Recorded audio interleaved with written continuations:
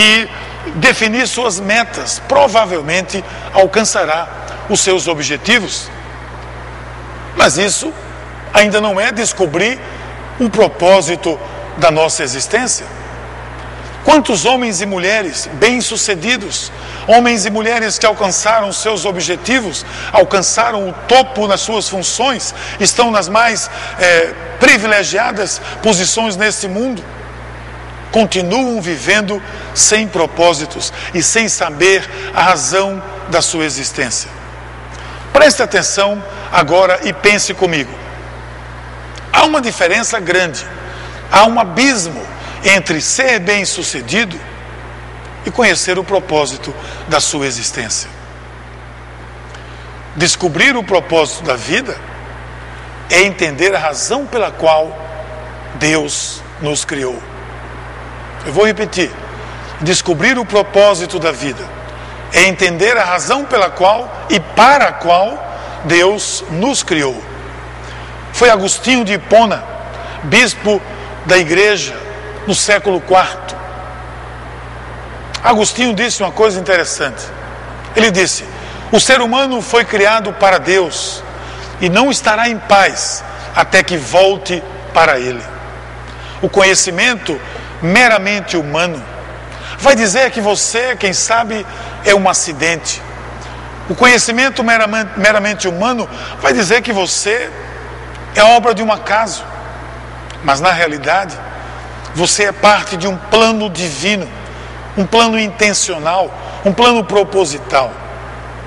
Eu e você, nós estamos vivendo aqui, neste momento, neste local, porque Deus assim o planejou, porque Deus assim executou. O salmista, na Bíblia Sagrada, retrata bem esse pensamento quando ele afirma: os teus olhos viram a minha substância, ainda informe, e no teu livro foram escritos os dias. Sim, todos os dias que foram ordenados para mim, diz o salmista, quando ainda não havia nenhum deles. Esse é o Salmo 139, no versículo 16, caso você queira verificar. Quando nós falamos em conhecer o propósito das nossas vidas, naturalmente nós estamos falando das forças motivacionais que nos mantêm vivos. Nós estamos falando daquilo que nos segura, que nos sustenta, que nos mantém vivendo. Em outras palavras, quais são as forças que dirigem as nossas vidas? Existe uma quantidade sem fim de forças que motivam pessoas a viver. Eu posso citar aqui algumas delas. Existem pessoas que vivem dirigidas ou que vivem de acordo com interesses. Pessoas que usam relacionamentos de maneira nociva e para uma promoção pessoal. Essas pessoas vivem apenas pelos seus próprios interesses, tudo para elas está girando em torno dos seus interesses. Existem pessoas que vivem ou que são dirigidas pelo materialismo, aqueles que focam suas vidas em algo que é efêmero, algo que é passageiro. Mas existem também pessoas que vivem por uma necessidade de aprovação. Essas pessoas são aquelas que vivem eternamente para dar satisfação a alguém. Normalmente alguém que duvidou das suas capacidades, alguém que não acreditou nelas, e elas vivem a vida toda. Isso dirige as suas vidas. Existem aquelas pessoas que são dirigidas pelo medo, a insegurança, talvez gerada por fatores ainda na sua infância, fatores diversos, leva muita gente a perder as oportunidades por medo de se arriscar. Gente assim nunca avança. Gente assim, não obstante tenham qualidades, não caminham. Você sabe que existem pessoas que são dirigidas pela culpa, que focam suas vidas em se livrar de uma culpa? Gente manipulada pelas lembranças, que não entendem a dimensão do perdão, especialmente do perdão de Deus, e isso os torna marionetes dos seus sentimentos. Vocês sabem que existem muita gente que vive uma vida focada nesses aspectos e assim nem de perto conseguem o melhor da sua existência.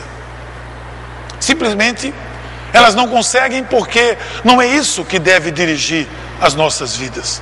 Isso não traz sentido à nossa existência. Olha o que diz a palavra de Deus, a Bíblia Sagrada diz algo interessante a esse respeito. Ela diz: tenho me afadigado sem qualquer propósito, tenho gastado a minha força em vão e para nada. Ela vai adiante e ela ainda diz assim: meus dias são vazios e sem esperança, e detesto a vida, não quero mais viver, deixe-me em paz, pois a minha vida não vale nada. Como eu disse há pouco, há muita preocupação com a morte, mas eu creio que pior que a morte é viver sem propósito. Avalie essa frase: pior do que a morte é viver sem qualquer propósito para a sua existência. Quando nós falamos de sentido para a vida, alguns aspectos, eu creio, precisam ser bem esclarecidos. Outros devem ser colocados como base, como alicerce para uma melhor compreensão desse assunto. Talvez o principal desses alicerces seja esse: entender a vida como algo eterno. Entender a vida como eternidade, como algo ilimitado, algo que vive atualmente apenas o ensaio do que será a eternidade. Essa dimensão da vida é comentada nas palavras do apóstolo Tiago, quando ele diz: o que é a vossa vida? Sois um vapor que aparece por um pouco e logo se desvanece. Isso está registrado no capítulo 3 da carta de Tiago, no versículo 14.